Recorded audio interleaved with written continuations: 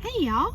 So today we're going to jump back into the book Women Who Run with the Wolves, and we're going to start chapter 10. And I'm really excited about this. The further along we get in the book, I can see how every chapter builds on the last chapter. So if you remember, we ended chapter 9 talking about intentional solitude, and how and surfacing, I believe, was the other section where in order to reconnect with your soul, to reconnect your spirit with your soul, it requires, in the story, going underwater. And so she's continuing that theme of water, and she's building on that, taking that space with the soul, that sacred time, and meeting in that sacred place with the soul underwater. She's taking that, and now she's going to build and explain what it is we're actually rekindling, what it is we're actually rebuilding. And it's the creative life, it's the life force within us. That's my words. She references the word animus several times, and I believe that was used in some of Carl Jung's psychology theories and discussions and writings. So she mentions animus, and meaning the motivation to do something. So that's why I pull that term life force into all this. So chapter 10 is called Clear Water, Nourishing the Creative Life. So first you have to have that reconnection again, with that inner guiding light, with your soul, with your intuition, with your deep knowings. You gotta reconnect and trust again, trust yourself again, trust that higher guidance, so that you're able to step out in baby steps, but to step out and to start rebuilding that creative life. Because a lot of times people take the word creativity and associate it with art, and yes, that's very true, but it's much more inclusive and expansive than that. And so she's going to get into that here. So I'll go ahead and open this up for you. And it says, creativity is a shape changer. One moment it takes this form, the next that. It is like a dazzling spirit who appears to us all, yet is hard to describe, for no one agrees on what they saw in that brilliant flash. So this reminds me of that term that she introduced me to prior, numinosity. It's almost like, if you consider we are a spark of the great flame of the Creator, the divine, then we also have that creative force within us, and it's not limited, and that's hard for us to wrap our mind around. And I think that's we could just expand this and go into a huge discussion about potential, and how the difference in someone who can manifest just so much in their life versus someone who's stuck in a victim mindset, the lack mindset, who's not going to manifest as much, if anything, and then they're going to, it's almost like it's a self-fulfilling kind of thing. And but we always it's struggle. I wouldn't say all of us, and I wouldn't say always, but sometimes I think there's a struggle to realize that the problem is within us and the solution is within us. And so I hope that was an inspiring and thought-provoking opening here. I'm trying not to say so much. I review my videos a little bit, there I go again, before I post with you all, but that's been the one thing that I've noticed. And I would also like your feedback on volume when I'm in my Jeep. I think the volume's okay, but I have been told by one person, but I know they're hard of hearing, that it was difficult, that they prefer the microphone. So I can set it up even when I'm in my Jeep to use my microphone if that's going to benefit the majority of you all. So I would just love your feedback on sound quality as well. So, and I'm gonna try not to say but it helps me process. It's like I'm thinking out loud with you all. So hopefully that's not a hindrance for you. Okay, so yes, I love that. I love that. It's a creativity is a shape changer, and so she gives examples. She talks about the wielding of pigments and canvas, pen and paper, flower borders on the garden path, ironing a collar well, cooking, tying off the loom, finding one's voice, loving someone well. So creativity is just what we do, our participation in life, how we engage with life. And so I think that's so true. And you know, as we're going through this chapter, I would just encourage you to expand on what that means to you through your lens, and in your observations of others and your environment and yourself. What does that mean for you? So she says, raising all these things, even raising a child to adulthood, she names as she calls all this evidence of its existence, which is creativity. And she calls the creativity like a dazzling spirit who appears to us all, yet is hard to describe, for no one agrees on what they saw in that brilliant flash.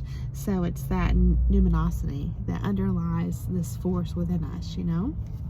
She says all of these things are of the creative life. And she says all these things are from the wild woman, the Rio abajo Rio, the river beneath the river, which flows and flows into our lives. Some say the creative life is in ideas. Some say it is in doing. It seems in most instances to be in a simple being. It is not virtuosity, although that is very fine in itself. It is the love of something, having so much love for something, whether a person, a word, an image, an idea, the land, or humanity. All that can be done with the overflow is to create. It is not a matter of wanting to, not a singular act of will. One solely must. It's almost like you're overflowing, you know. And I'm sure if you're you have a spiritual practice, you may be thinking of a lot of I'm thinking of verses in the Bible, for example, that relate to all this as we go through. It says, the creative force flows over the terrain of our psyches, looking for the natural hollows, the arroyos, I don't know how to say this, the channels that exist in us. We become its tributaries, its basins. We are its pools, ponds, streams, and sanctuaries. The wild creative force flows into whatever beds we have, those we are born with, as well as those we dig with our own hands. This is important. We don't have to fill them, we only have to build them. So listen up. I thought this was cool. In archetypal lore, there is the idea that if one prepares a special psychic place, the being, the creative force, the soul source, will hear of it, sense its way to it, and inhabit that place. Whether this force is summoned by the biblical go forward and prepare a place for the soul, or as in the film, Field of Dreams, in which a farmer hears a voice urging him to build a baseball diamond for the spirits of players past. If you build it, they will come.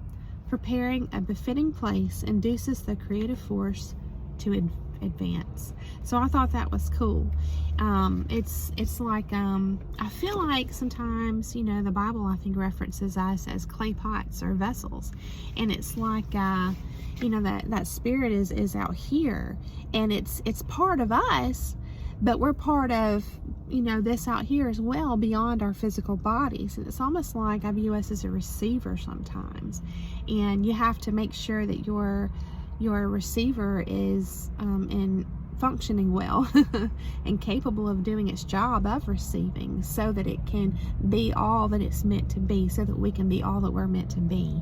And that's just through a spiritual lens. I would invite you to take that and just hopefully get something from it and apply it to your beliefs. And so she goes into cycles, talking about cycles, and how it's normal for our creativity to, you know, be kind of like in flux, you know, and have all these different seasons and things like that. And so she says these cycles cause things to be made, fed, fall back, die away, all in their own right time, over and over again. She says creativity is not a solitary movement. That is its power. Whatever is touched by it, whoever hears it, sees it, senses it, knows it, is fed. That is why beholding someone else's creative word, this is someone else's, right? Beholding someone else's creative word, image, idea, fills us up, inspires us to our own creative work. That resonates for me, definitely. And you know, when you're, to tie in narcissism here at this juncture, this point, I think that's the right use of that word, juncture. I don't know, it just came to me. You know, narcissists want to stunt your creative energy. They want to be that blockage in your life so that you have no other option but to focus on them. It's kind of like they're just here, and they want it to be where, you know, they're all that you can see and focus on. And the problem with that is it can halt your mission in life, you know, your purpose. And so it's, she goes into talking about how it builds, and we're going to get into that next. You know, it's kind of like considering this through the lens that she gives us, the river beneath the river. It's like this constantly moving stream of water, spiritual water, and it's like you can't dam it up and expect it to, you know, just be cool like if it's a person, right? That creative force, that creative energy is going to bust the dam. It's going to come to a point where you just can't live like that anymore. And that's a beautiful thing. It's a hard thing, but it's a beautiful thing because it puts you back on your path where you need to be, you know? So she says, I had just told you about beholding someone else's creative word, image, idea, how it fills us up and inspires us. She says, for this reason, a woman's creative ability is her most valuable asset, for it gives outwardly and it feeds her inwardly at every level: psychic, spiritual, mental, emotive, and economic. The wild nature, which is our goal, right? The wild nature pours out endless possibilities, acts as birth channel, invigorates, slakes thirst, satiates our hunger for the deep and wild life. Ideally, this creative river has no dams on it, no diversions, and no misuse. Wild Woman's River nurtures and grows us into beings that are like her, life givers. As we create, this wild and mysterious being is creating us in return, filling us with love. I thought that was beautiful. We are evoked in the way creatures are evoked by sun and water. We are made so alive that we in turn give life out. We burst, we bloom, we divide and multiply. We impregnate, incubate, impart, and give forth. So she says, clearly, creativity emanates from something that rises, rolls, surges, and spills into us, rather than from something that just stands there, hoping that we might, however circuitously, find our way to it. In that sense, we can never lose our creativity. It is always there, filling us or else colliding with whatever obstacles are placed in its path. If it finds no inlet to us, it backs up, gathers energy, and rams forward again till it breaks through. The only ways we can avoid its insistent energy are to continuously mount barriers against it, or to allow it to be poisoned by destructive negativity and negligence. Yes, as in entanglement with a narcissist or a toxic person or environment, right? And I view this right here as kind of like narcissists having this disease of a void, and it's almost like they want to pull us into that void with them by putting these blockages in to keep us from that creative life force. And so it takes, you know, a lot of strength, a lot of you know, motivation and will and faith and all these things to pull yourself out of that strong, it's like a suction that they've got us, like a vacuum trying to just pull us into that void, that spiritual void.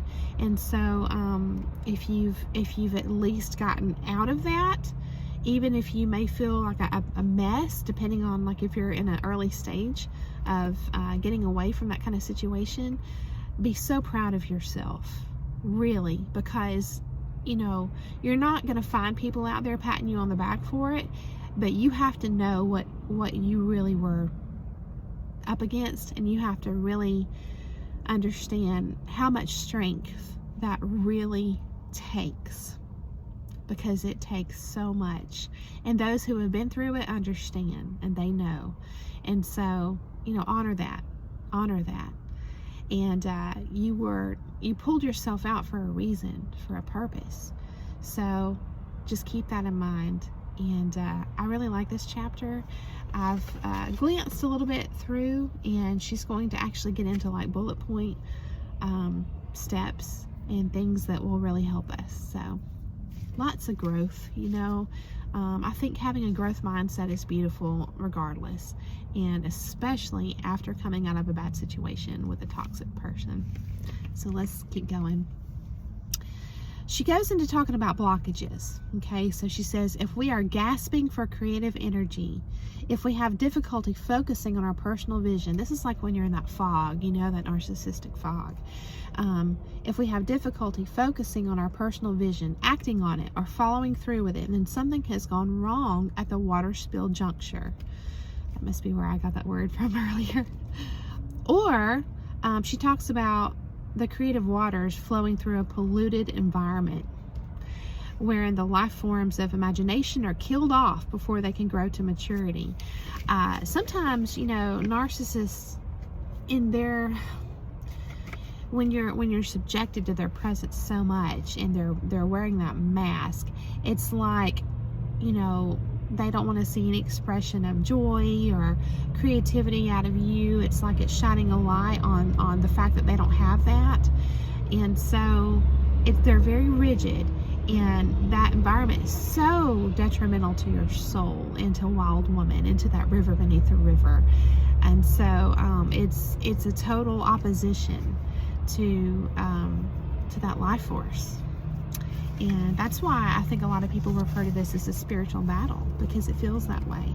You know, I'm seeing in my mind like scenes from the Matrix and scenes from Star Wars, and you know, there's a lot of themes like that throughout movies that you're going to probably see different from now on after going through this kind of stuff. It's going to resonate with you in a different way. I know it has for me. So, yes.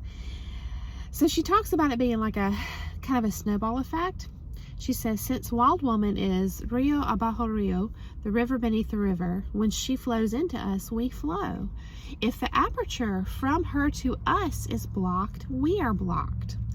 If her currents are toxified by our own negative inner complexes, or by the environment of persons around us, the delicate processes that craft our ideas are polluted also. Then we are like a dying river. This is not a slight thing to be ignored. The loss of clear creative flow constitutes a psychological and spiritual crisis. Yes. Whenever a river is tainted, everything begins to die off, because everything is dependent on everything else. Yes. And, you know, I'm thinking about the chemical, and I don't know the exact correct terms, obviously, because I'm not in the medical field, but I think you'll get the gist of what I'm saying. It's like all of these chemicals within our body, you know, are meant to be in perfect harmony with one another, because they affect all parts of our body. And yet when we're put through, you know, repeated stress, it has a cumulative effect on our body by altering those hormones and the chemical processes within our body. So it's true, and you know, it's you can develop some bad conditions, health conditions, from the stress of all this. And so it is a crisis. It's a crisis in every way: physical, spiritual, emotional, creative. It's bad. When creativity stagnates in one way or another, there is the same outcome: a starving for freshness, a fragility of fertility, no place for smaller life forms to live in the interstices of larger life forms, no breeding of this idea to that one, no hatch, no new life. And that's what it comes down to here: no new life. And there has to be a continual, in my opinion, a continual flow of that life force within us. And so when you've halted that, then it says, then we feel ill. We wander aimlessly, pretending we can get along without the lush creative life, but we cannot, must not. To bring back creative life, the waters have to be made clean and clear again. We have to wade into the sludge, purify the contaminants, reopen the apertures, and protect the flow from future harm. So there she kind of lists, you know, what we need to do, right? Now she gets into what we're going to review next is a story called La Llorona, or the Weeping Woman. And it's just like all the other tales throughout this book. It's a little bit different depending on the area that it comes from and the time, you know. So there's different versions, and she actually gives us 2 different versions. And I like that, because it's like this common, I think she says, like well-known version, and then like this, she calls, I think, a modern, slight altered version that she got from a 10-year-old boy.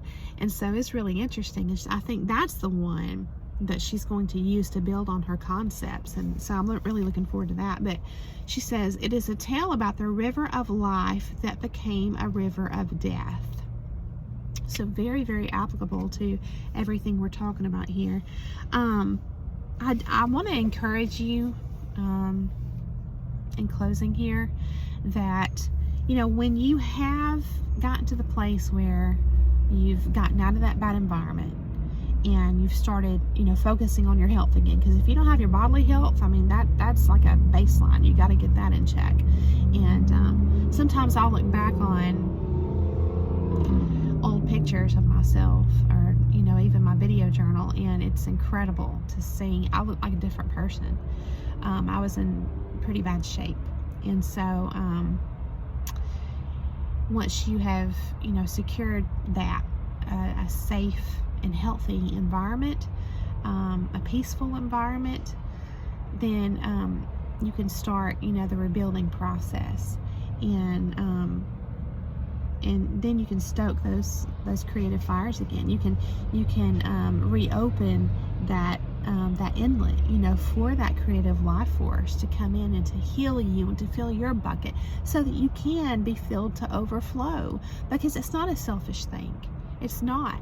And you know, it's that's where you've got to. She talks about protecting. You know, getting to a point where, you know, you understand how priceless this is that you have reconnected with, and that you have filled yourself and animated yourself and your soul with again. You understand how priceless it is. You're going to protect it. And so I just want you to be encouraged that you're going to have so much creative energy. And I can say this from the place that I'm at, that, you know, you will be filled to overflow. You will. And then at that point, you're back on the path, and you can start living your purpose, and realigning yourself with, you know, what's meant to be. And that's just a beautiful thing. And so, yes, we're not meant to live in toxicity. We're not meant to be cut off from that creative force, that creative life force. it's not natural, it's not healthy. So I just encourage you to hang in there with me, and we'll jump back into chapter 10, and we're gonna open the next video with the story La Llorona. And the next sections are called The Pollution of the Wild Soul, Poison in the River. Kind of gives you an idea of what we're going to be talking about. Fire on the River, The Man on the River, Taking Back the River, Focus in the Fantasy Mill, and then she gets into a second story called The Little Match Girl. And then this is a very rich chapter, so before I keep going, I'm going to go ahead and stop there, because once she gets into the second story, the little match girl, it's also about creativity, but there's like all these other sections that go into that as well. But it's all for the same purpose, for rekindling that sacred and creative fire and flow, and again putting us back on the path, and so that we can fulfill our purpose, live with intention, and be filled with all the good things, and live that life that's meant to be. So thank you again for coming along. I hope you have a beautiful day, and I will see you soon.